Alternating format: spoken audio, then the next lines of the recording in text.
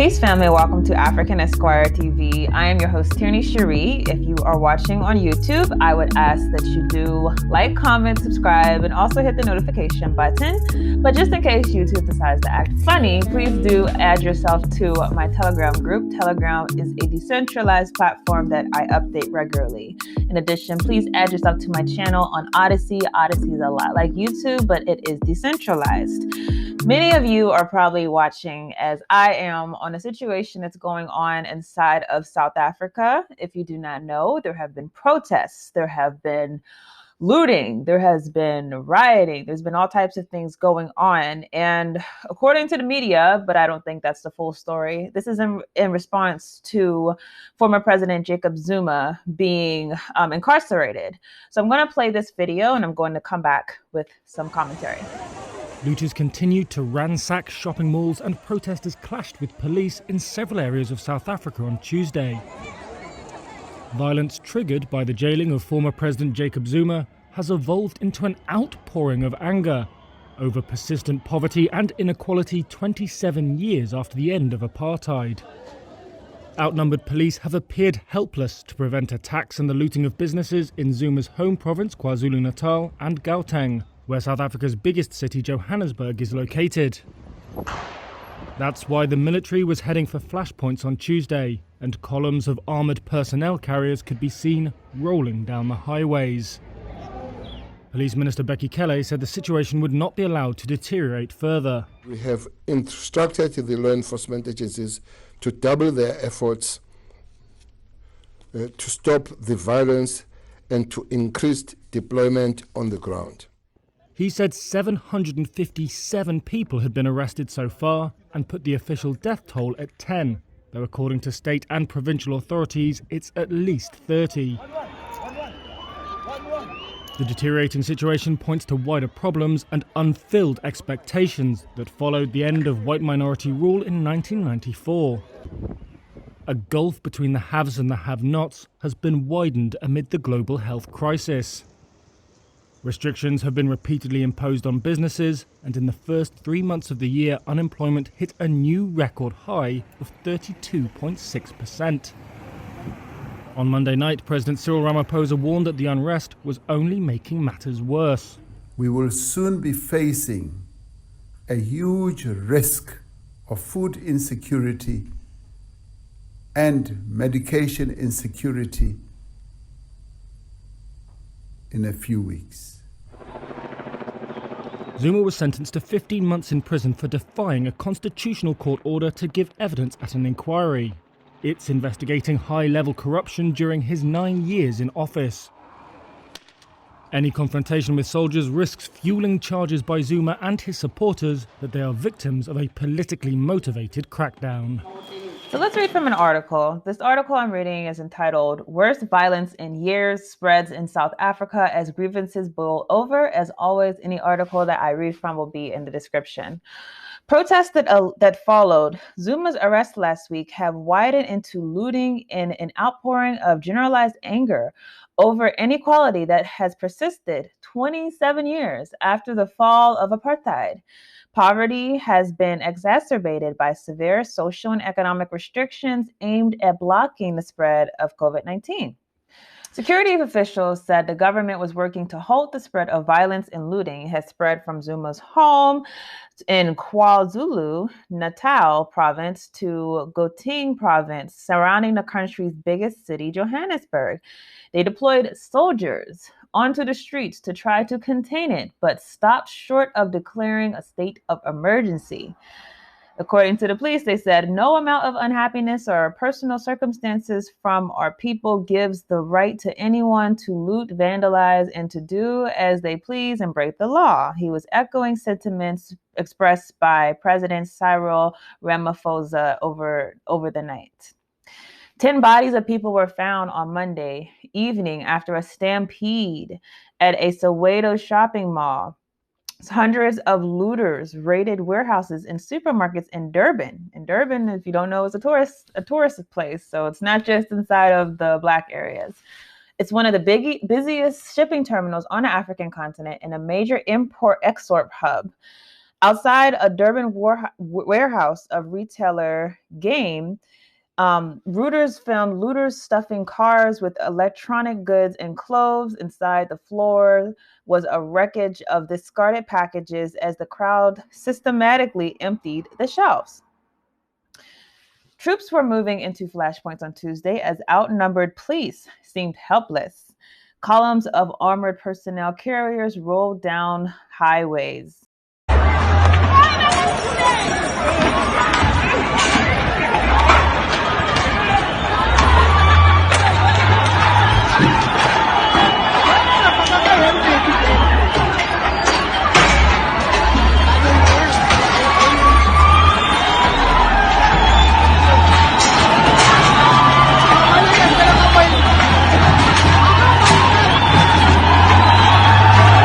The rand, which has been one of the best performing emerging market currencies under the pandemic, dropped to a 3-month low on Tuesday, and local and hard currency bonds suffered. At least 45 people so far have been killed inside of this unrest. Now, Jacob Zuma, who is 79 years old, was sentenced last month for defying a constitutional court order to give evidence at an inquiry investigating high-level corruption during his 9 years in office in 2008. The legal proceedings have seen a test of the post-apartheid South Africa's ability to enforce the law. We're going to talk about that part right there. But to finish the article, it says any confrontation with soldiers risked fueling charges by Zuma and his supporters that they are victims of a politically motivated crackdown by his successor, Ramaphosa. The deteriorating situation pointed to wider problems and unfulfilled expectations that followed the end of white minority rule in 1994. The economy is struggling to emerge from the damage wrought by Africa's worst COVID-19 epidemic, with authorities repeatedly imposing restrictions on businesses. Growing joblessness has left people ever more desperate. Unemployment stood at a record high of 32.6% in the first 3 months of 2021. So this is a situation that is unfolding inside of South Africa. And there's so many things that you might have peeped about this story, and some things that you might also have been expecting for a long time to come about. If you don't know, South Africa as a country has very frequently had mass demonstrations, probably more than you would be accustomed to thinking inside of a society that is essentially a Western society, even though it is on the African continent. We know obviously that South Africa is very openly controlled by a white minority who owns most of the land. We know even though many of the politicians are Africans, that those politicians are sold out directly to the white business owners and to the white business class. So this is something that has been an ever-present reality from apartheid, from before apartheid. And of course, while people understand that South Africa is supposed to be this economically forward place in the African continent, that has never, ever trickled down to the majority of the people. So this is a situation that you've probably been expecting, like I have, that is you cannot contain the majority of the population inside of these small townships and expect that you're going to experience long-lasting peace and tranquility.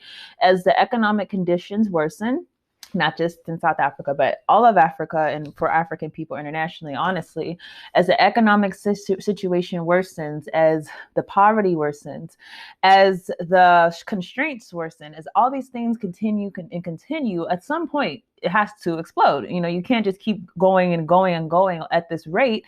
At some point, the people who are starving and have nothing to lose, who see you, who are privileged and have everything to lose, those people are going to lash out at you, especially when you're complicit with this system. Now, one thing that I wanted to highlight, they said the legal proceedings have been seen as a test of post-apartheid South Africa's ability to enforce the rule of law. This is a very important stance to understand that the South African government is taking. They're taking a stance that Jacob Zuma, this is going to be an important test of our ability to enforce the rule of law. Now, of course, if the law is beneficial to the status quo and not a law that's going to challenge the economic situation, then that rule of law is meaningless for most of the people. And I think that's why you have a lot of these protests happening. Obviously, Jacob Zuma is an individual person. He was not a revolutionary. We should know that. He was not someone who was going to reverse the economic situation in South Africa. He was not someone who did something profound. He wasn't a Nkrumah. He wasn't a Sankara. He was none of those things. He was also bought out in many ways to the white business interests.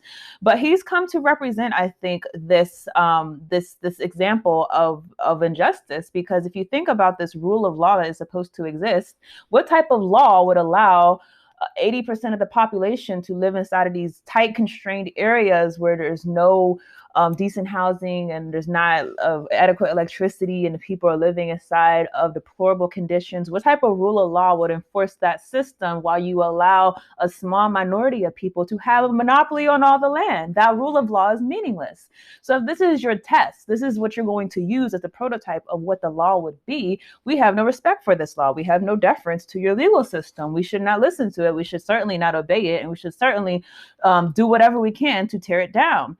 Think about so many of the people under South African apartheid who have committed heinous acts. I don't know if you guys know, there's some horrible, horrible acts that happened during apartheid. Very inhumane things that the white minority were doing to the people. I mean, grotesque, mutilating people, children, burning people alive. Horrible, horrible, grotesque acts that were done, not just in specific individualized situations, but it was a systemic effort by the government to maintain dominance by enforcing fear on the population. How is it possible that you have a rule of law that says, oh, you people, come forward. We'll have a Truth and Reconciliation Commission. You tell us what you did, and we'll let you go for murder. We'll let you go for massacres. We'll let you go for rapes. We'll let you go for all of those things. Just admit it, and you get to live the rest of your life happily. What rule of law is that? So when you see this white business class, the white majority business class in South Africa get to maintain the status quo, and this is the rule of law, what type of respect should that law receive? So if you understand that happening at the same time as an individual, Jacob Zuma, being the one who gets the rap, this is the time where they're going to put their foot down. They're not going to put their foot down on all these people like de Klerk who are, still living and enjoying their lives. They're not going to put their foot down on that person. They're going to put their foot down on this one individual who, while he was not in any way someone who was representative of the interest of the people on the ground, he was certainly a part of this same system that you guys created. So you're going to basically put your wrath out on this black man, this individual black man, while you allow this white society to go unchecked. So when you have those elements brewing, and the people see the contradictions, even if they're not going to tell you the contradictions, they feel the contradictions. You feel the contradictions of living inside of a racialized society. That's just something that you feel every day. And whenever you see the society decide to take a hard line on someone who is of your race or maybe of your community, that is a reminder to you that even post 1994, even post having a constitution and no longer having apartheid, that's what they tell you, that you're still living inside of an apartheid regime. Another thing that I want to point out, though, is that this is not a revolutionary movement. I think that we should understand that, yes, revolting against the system, we want that. Yes, coming together and saying, you cannot be the legal system that we will respect. Obviously, these are good things, but if it's not in an organized manner, channeled inside of an organized way, then it's not sustainable. And as I told you, South Africa has a long history of these types of protests, but whenever it's not done in an organized fashion, then what happens over time, as it happens everywhere, it happens in America, just like you've seen everyone come out with George Floyd and everything, and where are those people now? Many of them are back to their 9 to 5. It's happened all over the world. Whenever you look at different places inside of Africa that might have a coup or might have protests against their government, but after a while, things go back to normal. We have to understand that if things are not done in an organized fashion, that it's very easy to burn out. So this is another example of something that was not organized. And I could tell you it was not organized because of the catalyst. So obviously now the people are not just marching for Jacob Zuma. They're marching about their economic conditions. They're marching for their landlessness. They're marching because of their powerlessness. They're protesting because of their powerlessness. But the catalyst of this was not an organization saying, you know what, guys, this is the situation. We're going to have to come out against this system and really just tear this thing down. No, it was Jacob Zuma going to jail. That's always very dangerous. Whenever an individual becomes the catalyst of the people reacting to their collective condition, we cannot let our movements be boggled down to one person. And although those people, again, you could use the example of George Floyd, although those people may have been absolutely victims of the system of violence against African people, those people as individuals, if that instance is going to be what propels you into action and that's your collective condition, then understand the condition will just go back to being the same once you have been able to become accustomed to the system ensuring you that they're going to do some type of concession in order to make you feel better about that individual circumstance. So there has to be outrage, not just about the system doing things against individuals, but our overall condition. So it's important for us to understand that what we should take away from this and other situations as we move forward, as we plan, as we join organizations. You guys know I say you need to be in organizations, and I'm going to start having more faith that you are already in organizations. So what I believe that us who are in organizations should start doing is actively planning for the conditions that have worsened and how we're going to respond to that, so that whenever situations come when the people want to rise up, that it's not something that is spontaneous, but that it's something that is planned, and that we are in a position to direct our brothers and sisters towards the targets. It's not the target shouldn't be some random convenience store, or target shouldn't be some just some trucks that you're going to light on fire. Understand there are causes to our situation. There are causes to the havoc that rots against our people. So let's have a strategic way that we're going to organize against the system and not just have these spontaneous outbursts. So those are really my thoughts on this. I do want to know your thoughts. Obviously, we are watching. We are hoping for the best, and absolutely rest in peace to everyone who has, been killed inside of this, because this is the type of result of violence, that the system causes. There's going to be a lot of casualties. And in fact, I do want to just remind people, you're going to have a lot of people get on TV. You're going to have a lot of people get on the news, and they're going to talk about how this is so disheartening to see, the people, whether it's the casualties or whether it's the destruction or whether it's the burning and the looting. You're going to have a lot of people who are going to come on and they're going to condemn it and all the things like that. I do want people to understand that South Africans live in a constant state of violence.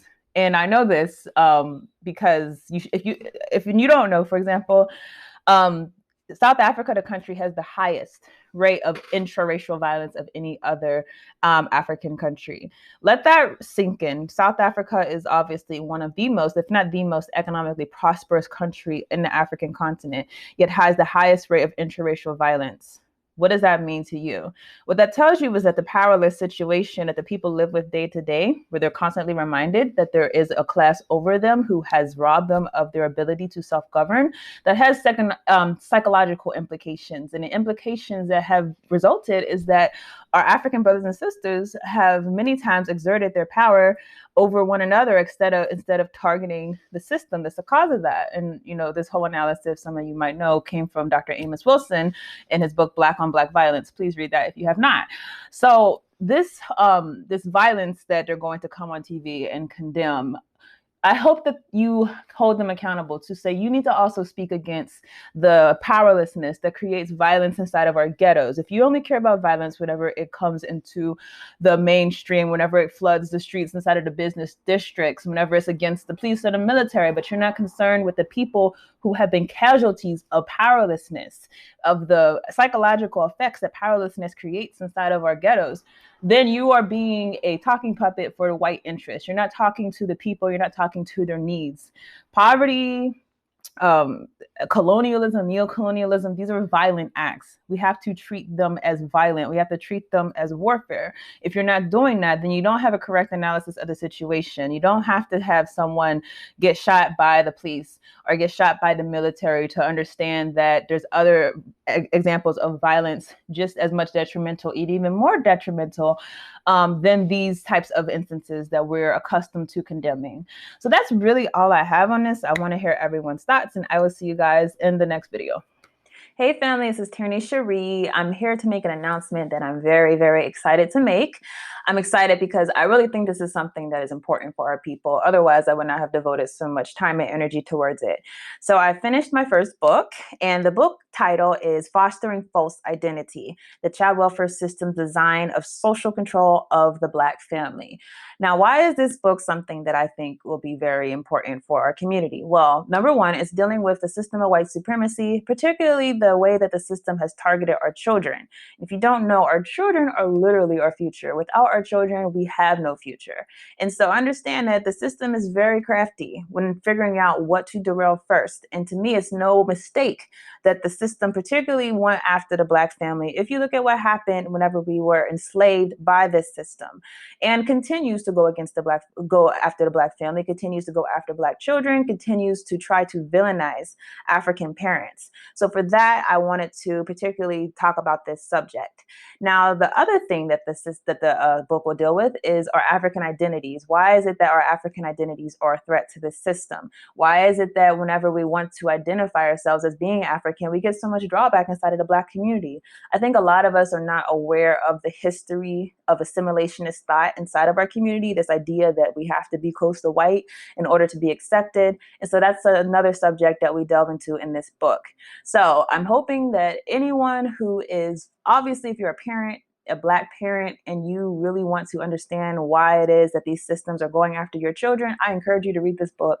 I hope that it will arm you with a lot of knowledge and a lot of foresight, not just about how to protect your own children, but how to organize in your community, because that's really the purpose of the book, is to say that we have to organize among ourselves in order to protect ourselves from this white supremacist system. And then obviously, if you're an organizer in general, this is something that I think is important for you to read, because like I said, this is a subject in the Black community that we just don't discuss enough. Child welfare is not something that is going to get enough attention. People, obviously, we organize them around other causes, but this is one that is really important that I feel like we have to pay more attention to.